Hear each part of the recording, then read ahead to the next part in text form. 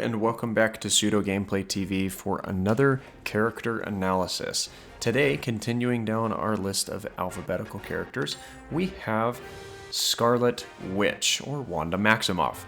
Now, Wanda is one of the older characters in Marvel Comics, first being introduced in 1964, and she's had a very interesting run as a character. Now, a couple of the things that she's most well known for is she has scientifically enhanced magical capabilities. So she already had some of that potency, but it was further augmented with some scientific enhancement.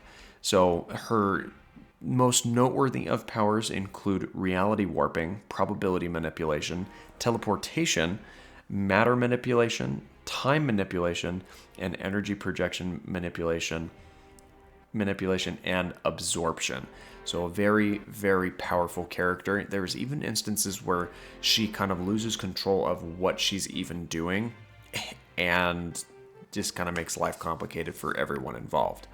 But she's an interesting enough character and has a couple of really interesting things that she's capable of in this game.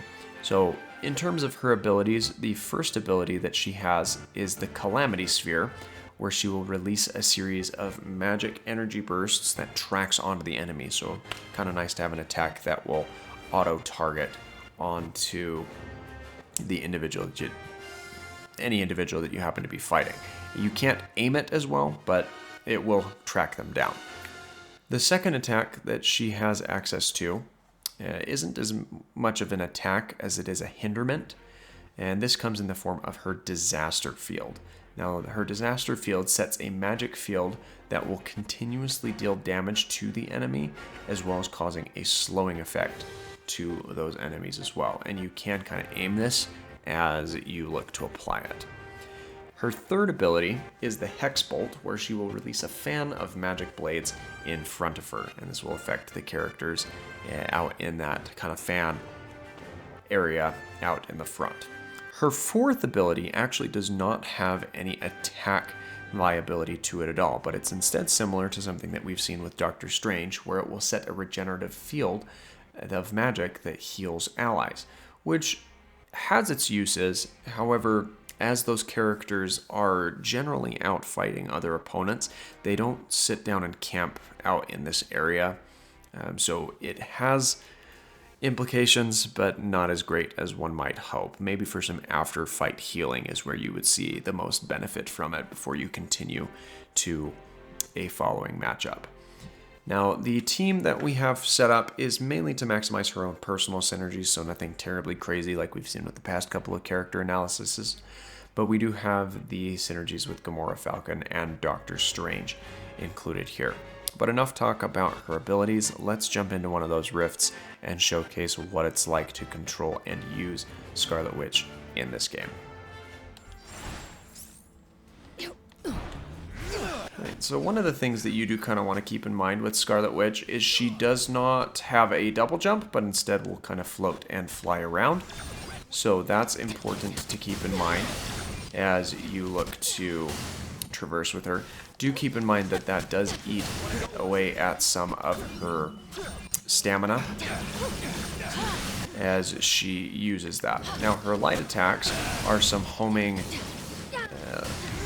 chaos hexes that will kind of fly around. They do not have any physical hinderment to the opponents that they latch onto, so don't expect to detain anyone as you go about using them.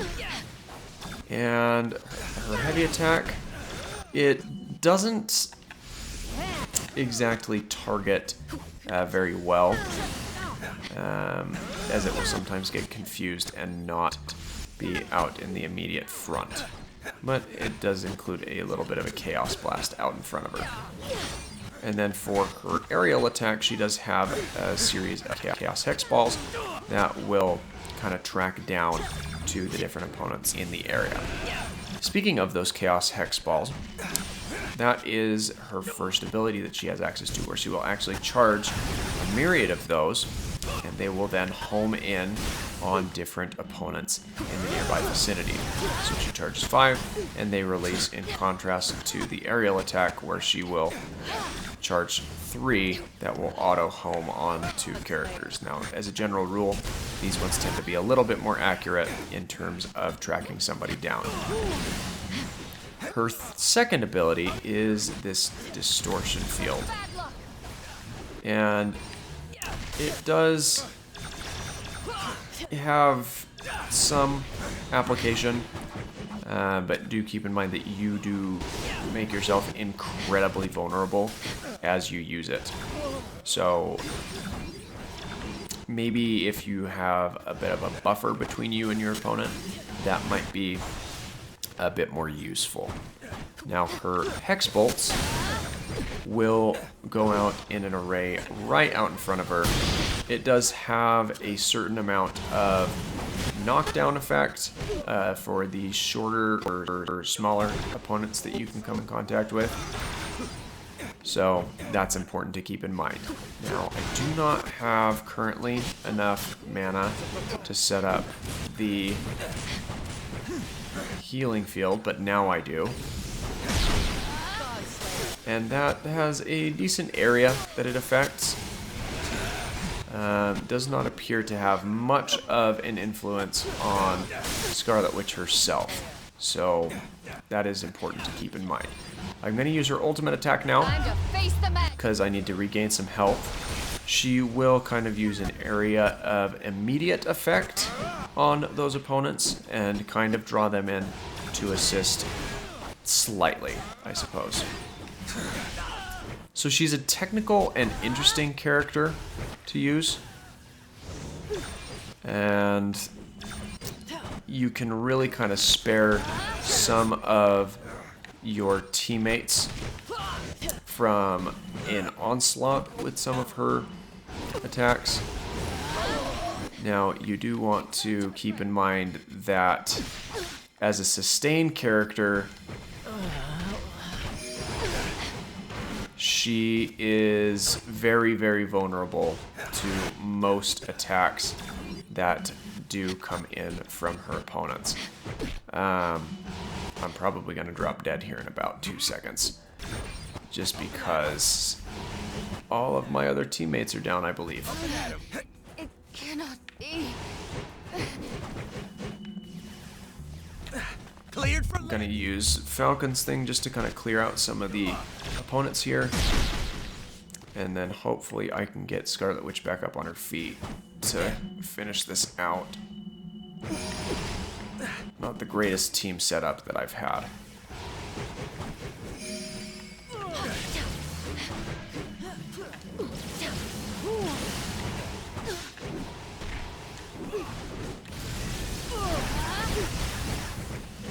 Yeah, so Scarlet Witch is not providing the damage output that I'd really like her to be.